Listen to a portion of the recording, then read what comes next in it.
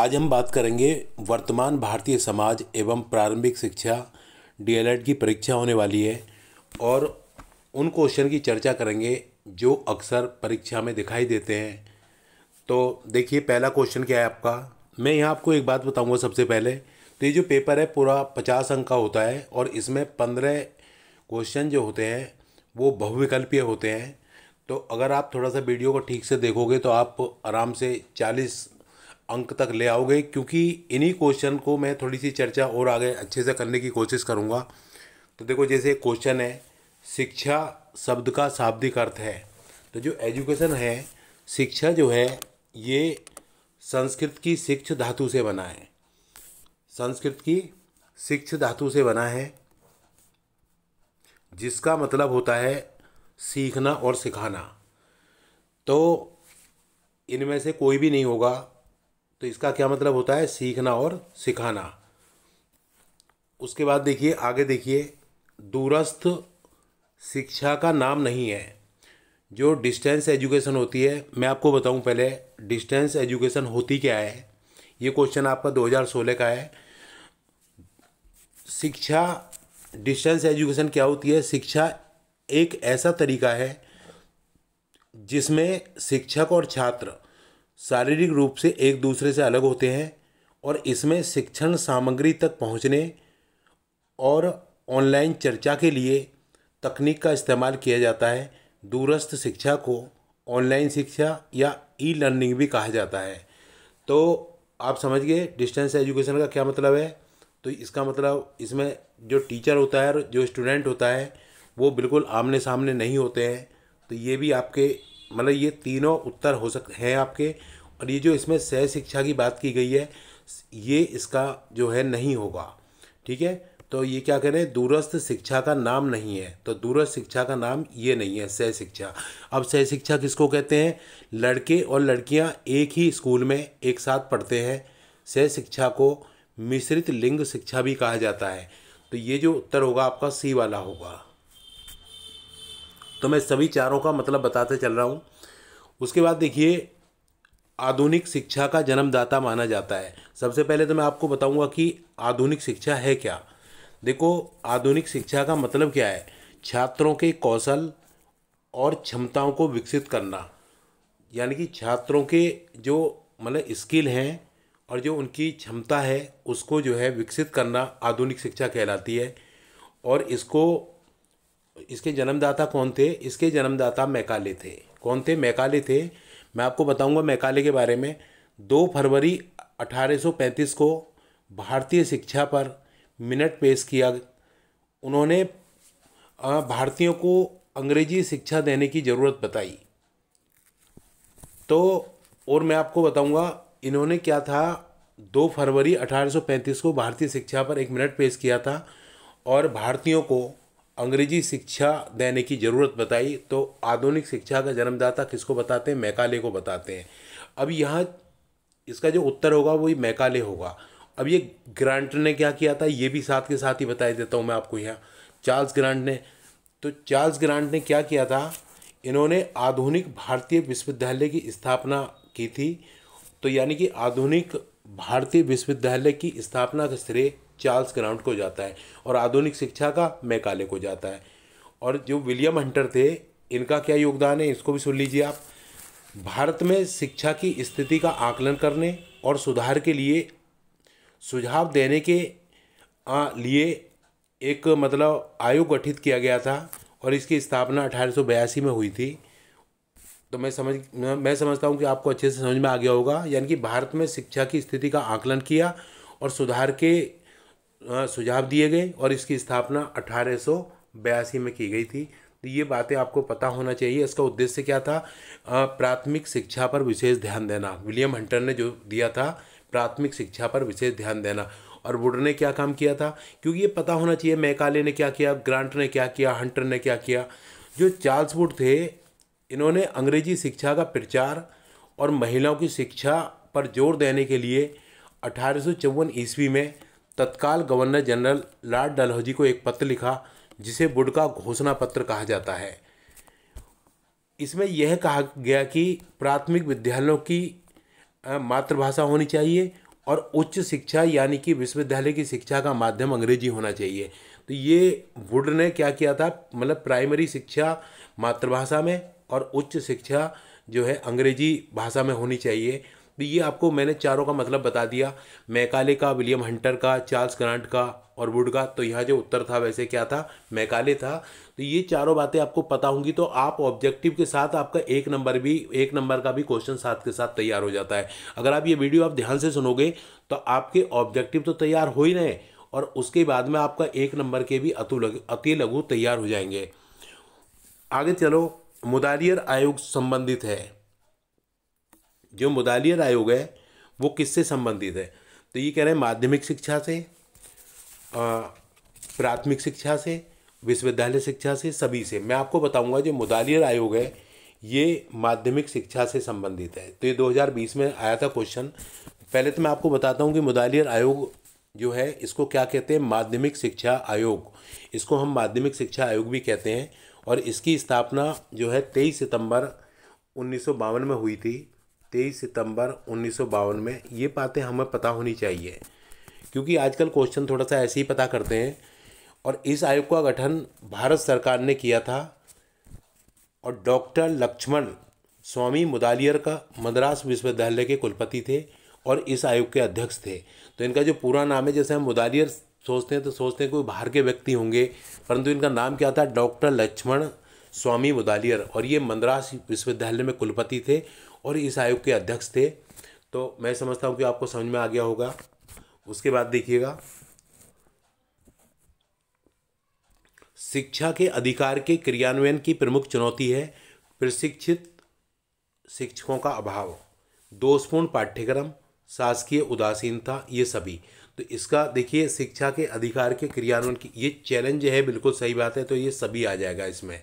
तो इसका उत्तर क्या होगा, सभी होगा। देखिए आजकल प्रशिक्षित शिक्षकों का अभाव है, ये भी एक चुनौती है। पाठ्यक्रम भी दोषपूर्ण है, शासकीय उदासीन, मतलब ये सभी है, बिल्कुल ठीक है। तो उसके बाद देखो आगे चलते हैं हम। ये कह रहे हैं आपसे कि सभी धर्मों के प्रति सहनशील अध्ययन को प्रोत्साहित करने का सुझाव किस योजना आयोग ने दिया। तो ये किस योजना आयोग ने दिया था, तो ये दिया था कोठारी आयोग ने। सभी धर्मों के प्रति सहनशील अध्ययन को प्रोत्साहित, यानी कि सभी धर्मों के प्रति, तो ये किसने दिया था, कोठारी आयोग ने दिया था। तो मैं बताता हूँ आपको कोठारी आयोग के बारे में।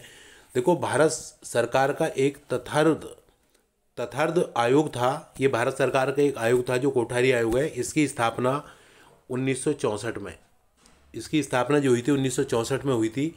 और इस आयोग का मकसद भारत में शिक्षा क्षेत्र की जांच करना और शिक्षा एक समान पैटर्न तैयार करना। और इस आयोग को राष्ट्रीय शिक्षा आयोग भी कहा जाता है। ये जो आयोग है इसको राष्ट्रीय शिक्षा आयोग भी कहा जाता है। तो आप समझ गए होंगे अच्छे से, यानी कि सभी के लिए एक समान पैटर्न तैयार करना। तो मतलब ये कोठारी आयोग था 1964 में। और देखिए मैं आपको साथ साथ बता देता हूँ, वर्धा योजना ये गांधी जी ने दी थी। तो इसका मतलब क्या है कि, या इसको बेसिक शिक्षा योजना भी कहते हैं। मैं इनका भी मतलब बता देता हूँ क्योंकि क्वेश्चन कभी भी आ जाते हैं इस तरह के। यही नहीं है कि हमें केवल एक का मतलब बता दिया आगे बढ़ गए, तो आपका यहाँ से चार बातें तैयार हो जाती हैं। तो वर्धा योजना का मतलब क्या है, इसका मतलब क्या था, देखिए ये जो वर्धा योजना बेसिक शिक्षा योजना भी कहते हैं। इसका मतलब क्या था, बेसिक शिक्षा के पाठ्यक्रम की अवधि 7 वर्ष की है और यह शिक्षा 7 से 14 वर्ष तक के बालकों और बालिकाओं के लिए निःशुल्क और अनिवार्य है। ये मतलब 7 से 14 साल तक के बालक और बालिकाओं के लिए निःशुल्क और अनिवार्य है। और शिक्षा का माध्यम मातृभाषा है और पाठ्यक्रम का में अंग्रेजी का कोई भी स्थान नहीं है। ये मैं बात की आपसे वर्धा योजना की। तो ये चीज़ें अगर हमें पता होंगी तो मतलब हम बहुत अच्छे से कर सकते हैं। अब देखो ये कामत योजना क्या होती है, पता होना चाहिए। इसका मकसद क्या होता है, युवाओं को स्वरोजगार देना। कामत योजना का मतलब होता है, ठीक है। और राधा कृष्णन आयोग, देखो भारत का पहला शिक्षा आयोग था ये। राधा कृष्णन जो आयोग था भारत का पहला शिक्षा आयोग था। इसकी स्थापना 4 नवंबर 1948 को भारत सरकार ने की थी। और इस आयोग के अध्यक्ष डॉक्टर सर्वपल्ली राधाकृष्णन थे। इस आयोग का मकसद भारतीय विश्वविद्यालय शिक्षा पर रिपोर्ट देना और सुधार के लिए सुझाव देना था। तो इसने वैसे कुछ सिफारिशें भी की थी। जो राधाकृष्णन आयोग है यानी कि विश्वविद्यालय शिक्षकों के वेतन में सुधार और ग्रामीण विश्वविद्यालय की स्थापना, परीक्षा प्रणाली में सुधार, शिक्षा का माध्यम क्षेत्रीय भाषाएं रखना, महिलाओं को सशक्त बनाने की शिक्षा पर जोर देना। और मैं आपको एक बात और बताऊंगा, राधा कृष्णन आयोग की सिफारिशों के आधार पर ही 1953 में विश्वविद्यालय अनुदान आयोग की स्थापना की गई थी। तो मैंने आपको चारों का मतलब बता दिया है यहाँ, ठीक है। परंतु आपका जो उत्तर था कोठारी आयोग था। जब हमें चारों बातें पता होंगी तो हमें रटने की ज़रूरत ही नहीं है, यानी कि आपकी चार बातें और तैयार हो जाती है। उसके बाद देखिए आगे है, मदरसों में शिक्षा का माध्यम कैसा था। मैं वैसे आपको बताऊं, देखिए अरबी भी था, उर्दू भी था, अरबी भी था, उर्दू भी था, फारसी था, परंतु हम यहाँ फारसी के साथ जाएंगे, ठीक है। तो क्या फारसी था। उसके बाद देखो भैया आगे चलते हैं हम, वैदिक कालीन शिक्षा संबंधित है। जो वैदिक कालीन शिक्षा जो किससे संबंधित होती है, ये संबंधित होती है वेदों से। वैदिक कालीन शिक्षा जो होती है वेदों से संबंधित होती है।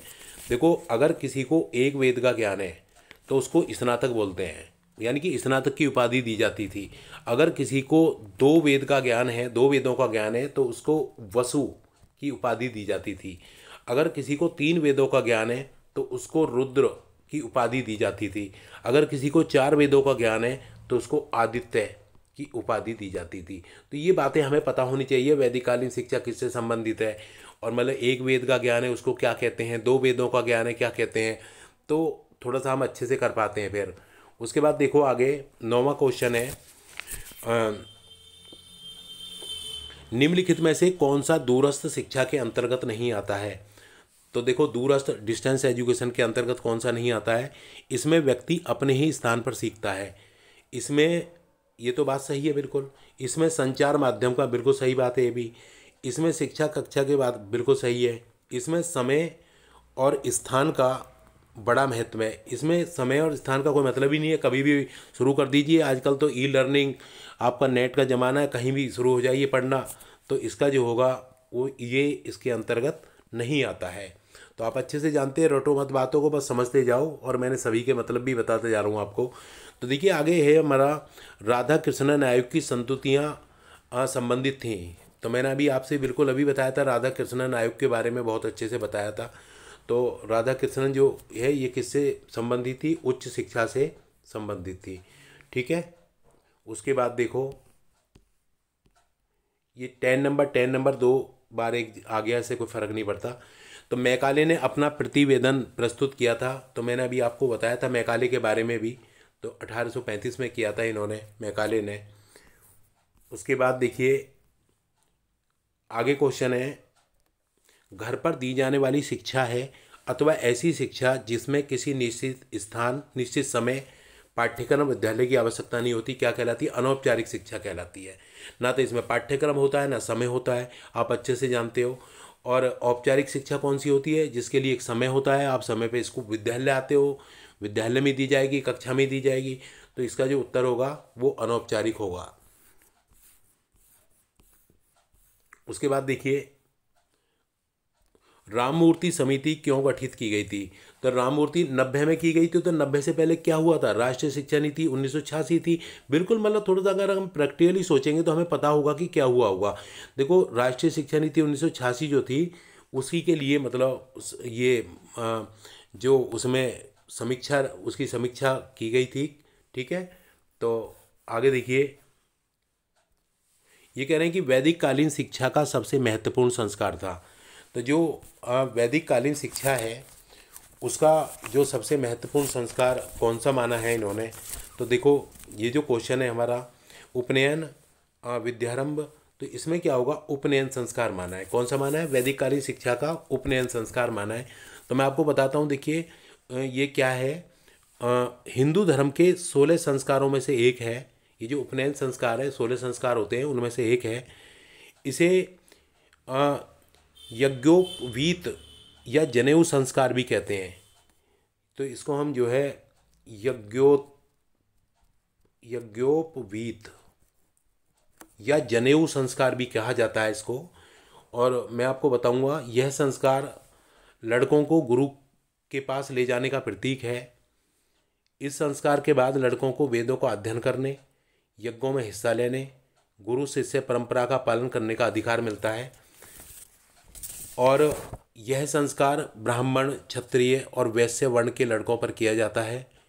इस संस्कार को करने के बाद लड़के को जनेऊ पहनाई जाती है और जनेऊ में 3 धागे होते हैं जो ब्रह्मा, विष्णु और महेश के प्रतीक हैं।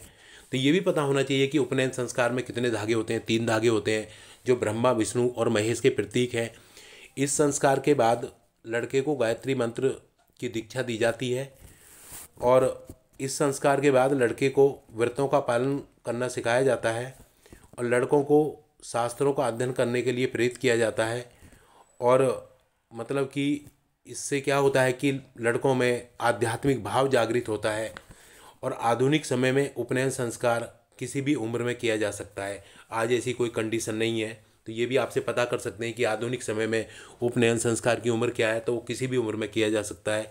तो मैंने आपको बहुत सारी बातें इसकी बताई हैं, ठीक है।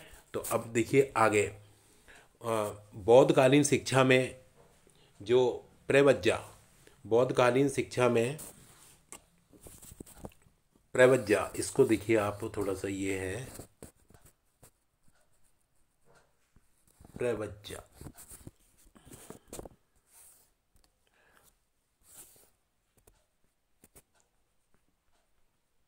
ये इस तरह से लिखना है। बौद्धकालीन शिक्षा में प्रवज्जा संस्कार कितने वर्ष के बालक को दिया जाता है? तो देखो मैं आपको बताऊं, जो प्रवज्जा संस्कार होता है इसकी जो उम्र होती है वो होती है 8 वर्ष, ठीक है। और इसको हम प्रवेश संस्कार भी कहते हैं। ये जो प्रवज्जा संस्कार होता है इसको प्रवेश संस्कार, यानी कि बच्चा जो स्कूल में मतलब मठों में जो प्रवेश लेता है, प्रवेश संस्कार यानी कि एडमिशन लेने वाला संस्कार।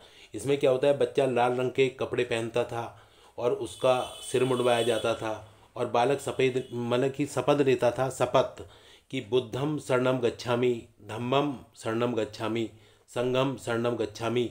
इसे बालक 3 बार दोहराता था। तो ये क्या था, ये प्रवज्जा संस्कार में ही करता है बच्चा। तो इसकी उम्र है 8 वर्ष। तो ये आपको पता होना चाहिए भैया। उसके बाद देखो बौद्धकालीन शिक्षा में उपसंपदा, तो जो बौद्धकालीन शिक्षा में उपसंपदा जो संस्कार है वो कितने वर्ष में होता है? तो मैं आपको बताऊं, देखिए वैसे तो ये जो संस्कार होता है आपका 20 वर्ष इसका उत्तर होगा। तो उपसंपदा संस्कार वैसे क्या होता है, 12 से 20 वर्ष या 25 वर्ष के बालक, यह उपसंपदा संस्कार है, ठीक है। और इसमें क्या होता है कि मतलब जैसे कि प्रवेश संस्कार हो गया पहला वाला, उपनयन संस्कार, सॉरी प्रवज्जा संस्कार जो भी बताया था मैंने पीछे, इसको उच्च स्तर पर दिया जाता है और इसमें उम्र जो होती है 12 से 20 वर्ष तक होती है या 25 वर्ष के बालक यह उपसंपदा संस्कार मतलब करते हैं। इसमें भी पाली भाषा में शिक्षा मठों और विहार में दी जाती है। तो इसकी उम्र होती है 20 साल। उसके बाद देखिए ये आपसे कह रहे हैं कि मकतब शिक्षा के केंद्र थे। जो मकतब जो शिक्षा होती है, मकतब का मतलब क्या होता है, ये प्राथमिक शिक्षा दी जाती है तो, और मदरसों में उच्च शिक्षा दी जाती है। मकतब में प्राथमिक और मदरसों में उच्च शिक्षा, ये ध्यान देना है आपको, ठीक है। उसके बाद देखो आगे, ये कह रहे हैं कि भारतीय संविधान के किस अनुच्छेद के अंतर्गत 6 से 14 वर्ष की आयु के बालकों को निःशुल्क एवं अनिवार्य शिक्षा का प्रावधान है? तो उसका जो प्रावधान है वो का अनुच्छेद 21 का में है। उसके बाद देखो दूरवर्ती शिक्षा को कहते हैं, जो दूरवर्ती जो शिक्षा होती है उसको क्या कहते हैं? पत्राचार, ठीक है, स्वतंत्र अध्ययन, दूरस्थ, ये सभी कहते हैं इसको, आप अच्छे से जानते हैं। तो वैसे मैंने ईयर भी लिखे हुए हैं आपके। उसके बाद शिक्षक के यानी कि 3 केंद्र बिंदु हैं। तो वैसे ये क्या होगा आपका, यहाँ शिक्षा होगा, शिक्षा के 3 केंद्र बिंदु हैं। देखिए वो कौन कौन से होते हैं? देखो अध्यापक, बालक और पाठ्यक्रम, बिल्कुल सही है। तो यानी कि ये टीचर हो गया, ये स्टूडेंट हो गया और ये सिलेबस पाठ्यक्रम हो गया। तो इसके 3 केंद्र बिंदु कौन कौन से होते हैं? अध्यापक, बालक और पाठ्यक्रम।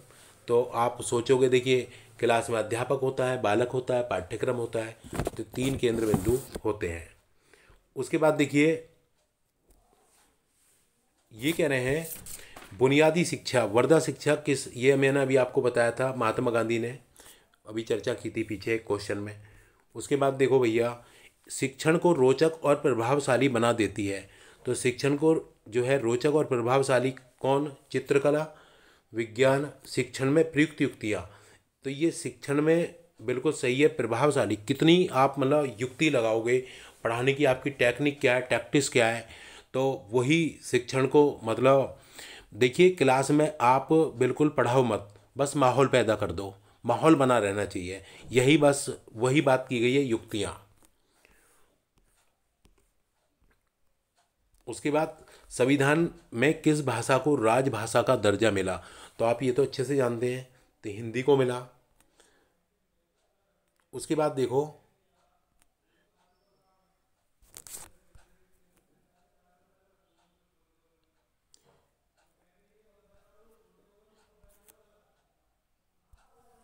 ये आपसे कह रहे हैं निम्नलिखित में से कौन सी अनौपचारिक शिक्षा की विशेषता है? तो स्थान अनौपचारिक की बात कर रही है। तो स्थान निश्चित नहीं होता, स्वतंत्र होती है, समय निश्चित नहीं होता, और ये सभी।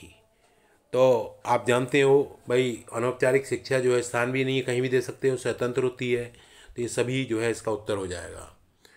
उसके बाद देखिए, आगे देखिए, शिक्षा एक त्रिमुखी प्रक्रिया है। तो ये डीवी ने कहा था, अभी बताया था मैंने आपको कि शिक्षा के 3 पोल होते हैं, ट्राइपोलर यानी कि त्रिमुखी प्रक्रिया है, ये जॉन डीवी ने कहा था। तो उसके बाद देखो, वैदिक साहित्य में प्रयुक्त शिक्षा शब्द का आशय है। तो उसमें जो है क्या होगा इसका? देखिए, विद्या भी होगा, बोध और विनय भी होगा, ज्ञान भी होगा, ये सभी होंगे।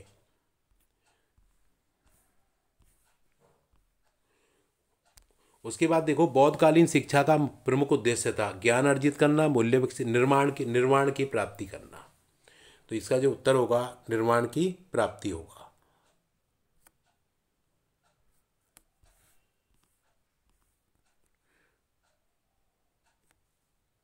देखो, वुड का घोषणा पत्र प्रकाशित हुआ, यानी कि आज्ञा पत्र कब प्रकाशित हुआ था? वुड की मैंने अभी बताया था आपको, 1854 में। इन्होंने सबसे पहले बिहार में काम किया था, बिहार में एजुकेशन पर। उसके बाद देखिए, शिक्षा में निस्यंदन सिद्धांत किसने दिया था? तो ये वुड ने दिया था। किसने दिया था? वुड ने।